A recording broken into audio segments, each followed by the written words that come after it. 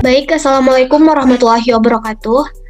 Kami dari kelompok 10 akan mempresentasikan hasil diskusi kami mengenai saham preferen, yaitu sumber dana jangka panjang. Kelompok 10 beranggotakan yang pertama Irma Olivia Andari, yang kedua Nurfa Natasha, yang ketiga Nining, dan yang keempat saya sendiri Westi Rahmiatul. Materi pertama tentang definisi saham preferen akan dijelaskan oleh Nurfa Natasha. Kepada Natasha dipersilakan.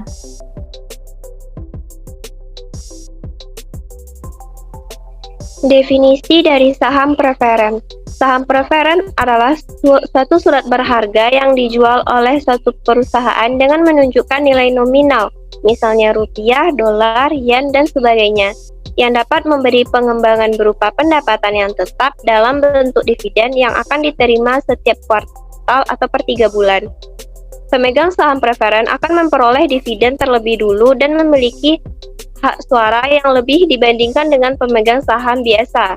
Contohnya seperti hak suara dalam pemilihan direksi, sehingga dalam membayar ketepatan pembayaran dividen preferen agar tidak lengser pada para manajemen berusaha memaksimalkan semaksimal mungkin dividen yang mereka dapatkan. Saham preferen merupakan saham yang memiliki karakteristik gabungan, yaitu antara obligasi dan saham biasa.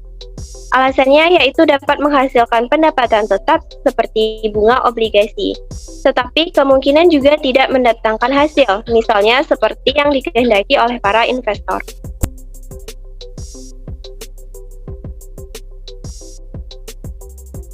Selanjutnya, jenis-jenis dari saham preferen. Yang pertama yaitu saham preferen partisipasi atau participating preference stock.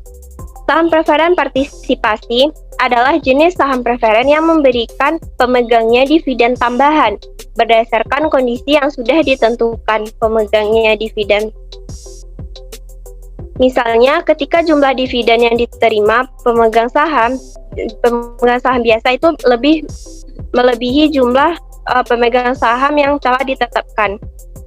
Selanjutnya, saham preferen convertible, yaitu saham preferen yang dapat dikonversi atau ditukar. Jenis saham yang menyertakan opsi bagi pemegangnya untuk mengubah saham preferen menjadi sejumlah saham biasa setelah tanggal yang telah ditentukan. Saham preferen dapat ditukar atas permintaan langsung pemegang saham atau ketentuan dari perusahaan. Nilai saham preferen yang dapat dikonversi didasarkan pada kinerja saham biasa. Yang ketiga, ada saham preferen disesuaikan. Saham preferen yang disesuaikan adalah jenis saham preferen di mana dividen yang dibayarkan bervariasi. Nilai dividen dari saham preferen ini ditentukan berdasarkan pergerakan kurs dan suku bunga acuan. Jadi, jika jumlah pembayaran dividen saham preferen ini tidak tetap atau disesuaikan, nilai dividen bisa turun bila suku bunga acuan turun, begitu juga sebaliknya. Yang keempat yaitu saham preferen yang dapat ditebus. Saham preferen yang dapat ditebus atau callable preference stock adalah jenis saham preferen yang dapat ditebus oleh penerbit atau perusahaan pada nilai yang ditetapkan. Biasanya dilakukan perusahaan untuk mendapatkan pembiayaan karena menggabungkan ekuitas dan utang. Yang terakhir yaitu saham preferen kumulatif. Jenis saham ini harus mengharuskan perusahaan membayar semua dividen, termasuk tunggakan dividen sebelumnya kepada pemegang saham. Seharusnya didahulukan sebelum pemegang saham biasa.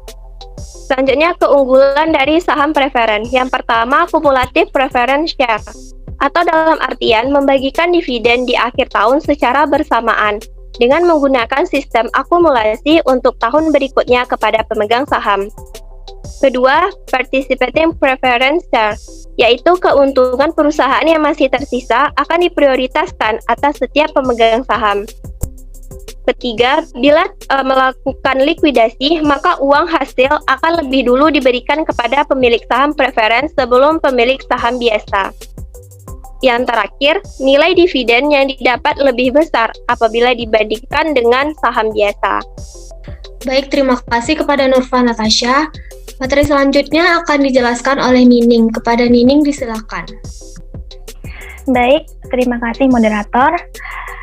Selain memiliki keunggulan yang telah dijelaskan sebelumnya, saham preferen juga memiliki beberapa kelemahan yang perlu kita ketahui.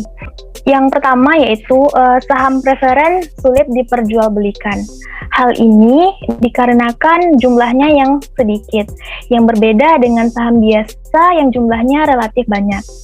Kelemahan kedua yaitu tidak terdapat hak paksa dalam saham preferen untuk setiap dividen yang dibagikan.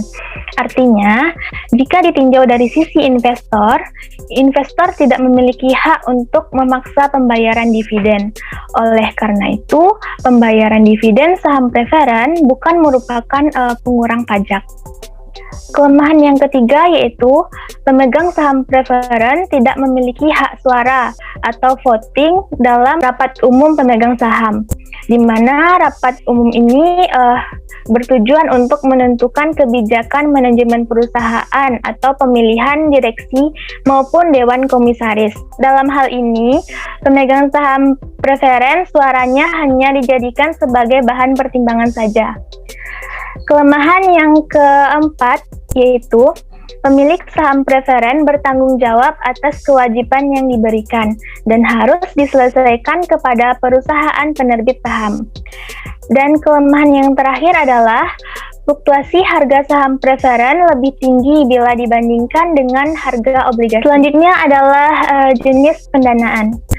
Saham preferen merupakan salah satu jenis pendanaan jangka panjang, di mana sama-sama kita ketahui sumber dana jangka panjang adalah pendanaan untuk memenuhi kebutuhan perusahaan yang pengembaliannya dalam jangka waktu yang lama dan manfaat yang dirasakan dalam waktu yang lama juga. Umumnya, pendanaan ini berkisar antara 5 hingga 10 tahun periode. Mungkin itu saja dari saya, dikembalikan.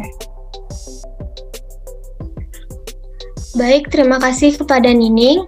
Materi selanjutnya akan saya jelaskan sendiri mengenai biaya modal saham preferen. Biaya modal saham preferen adalah tingkat keuntungan yang disyaratkan oleh pemegang saham preferen. Untuk menghitung biaya modal saham preferen, kita dapat menggunakan rumus yaitu KP sama dengan DP per P0, di mana KP adalah biaya modal saham preferen, DP adalah dividen saham preferen, dan P0 adalah harga saham preferen bersih yang diterima perusahaan penerbit setelah dikurangi biaya peluncuran saham atau flotation cost. Next. Berikut adalah contoh soal. Contoh soalnya adalah, untuk memenuhi kebutuhan dananya, PT Sukamaju menerbitkan saham preferen yang memiliki nilai nominal 5.000 per lembar. Saham ini memberikan dividen sebesar 13% per tahun dari nilai nominalnya. Jika saham ini dapat terjual dengan harga 5.000 per lembar, dan biaya penerbitan saham preferen adalah 30 per lembar, berapakah biaya modal saham preferen yang harus ditanggung perusahaan? Jadi yang pertama kita harus membuat apa saja yang diketahui dari contoh soal tersebut. Yang pertama adalah nilai nominal. Nilai nominalnya adalah 5.000, DP adalah 13% dikali 5.000 yaitu 650 per lembar. P0-nya 5.000 dikurang 30 yaitu hasilnya 4.970. Maka biaya modal saham preferen adalah KP sama dengan DP per per 0. Jadi KP-nya adalah 650 dibagi 4.970. Hasilnya adalah 0,1308 yaitu 13,08%. Sekian materi dari saya. Selanjutnya materinya akan dijelaskan oleh Irma Olivia Andari. Kepada Irma dipersilakan. Selanjutnya yaitu perbedaan antara saham biasa dan juga saham preferen. Saham preferen atau disebut juga dengan saham istimewa merupakan suatu surat berharga yang berbentuk saham, namun memiliki karakteristik atau sifat seperti obligasi. Adapun perbedaan pertama yaitu saham biasa lebih banyak diperjualbelikan dibandingkan saham preferen. Sebab jumlah saham preferen yang beredar atau yang diterbitkan oleh emiten jauh lebih sedikit dibandingkan saham biasa. Bahkan saham preferen tidak diperjualbelikan dalam bursa efek layaknya sebuah saham biasa. Yang kedua yaitu jadwal pembagian saham. Dalam jadwal pembagian dividennya, saham preferen memiliki jadwal yang jelas dan juga dengan jangka waktu yang jelas atau bahkan rutin. Sedangkan dalam saham biasa itu tidak memiliki jadwal yang jelas. Bahkan terkadang pemegang saham biasa tidak menerima dividen pada siklus akuntansi tertentu. Yang ketiga yaitu saham preferen lebih diutamakan dalam pembagian dividen dibandingkan pemegang saham biasa. Pemegang saham preferen itu lebih diutamakan dalam pembagian dividen bahkan dalam pengklaiman pengembalian investasi apabila suatu perusahaan tersebut mengalami kerugian. Setelah kewajiban yang dilakukan terhadap pemegang saham preferen, barulah pemegang saham biasa dapat menerima dividen ataupun pengklaiman pengembalian investasi tersebut.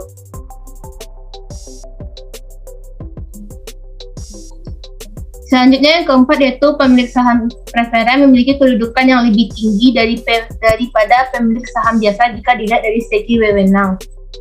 Meskipun pemegang saham preferen tidak memiliki hak suara atau hak voting dalam pemilihan jajaran manajemen perusahaan, namun pemegang saham preferen ini memiliki hak dalam penentuan kebijakan ataupun aturan dari suatu perusahaan tersebut. Yang kelima, pemilik saham biasa memiliki hak untuk membeli kembali saham perusahaan. Sedangkan bagi pemilik saham preferen, mereka tidak memiliki hak untuk dapat membeli kembali saham tersebut. Namun, pemegang saham preferen mereka memiliki hak keistimewaan untuk dapat mengganti atau menukarkan saham preferen mereka menjadi saham biasa. Sedangkan pemilik saham biasa mereka tidak memiliki keistimewaan tersebut. Yang terakhir yaitu pada pemilik saham istimewa atau saham preferen mereka mendapatkan besaran dividen yang telah ditetapkan nilainya. Sedangkan pemilik saham biasa dividennya disesuaikan dengan laba perusahaan. Selanjutnya yaitu contoh saham preferen.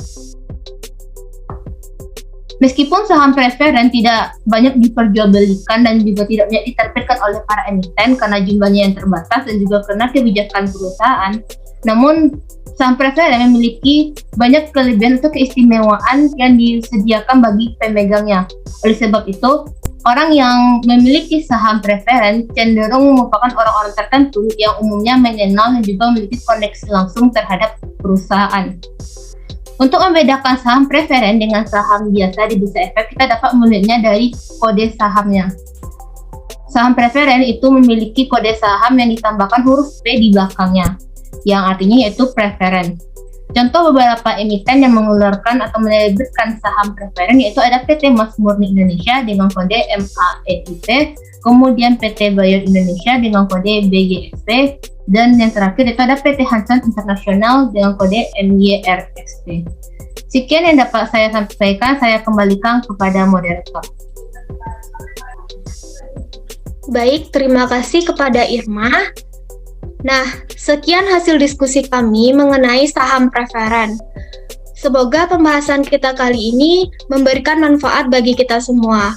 Mohon maaf atas segala kesalahan dan kekurangannya. Terima kasih.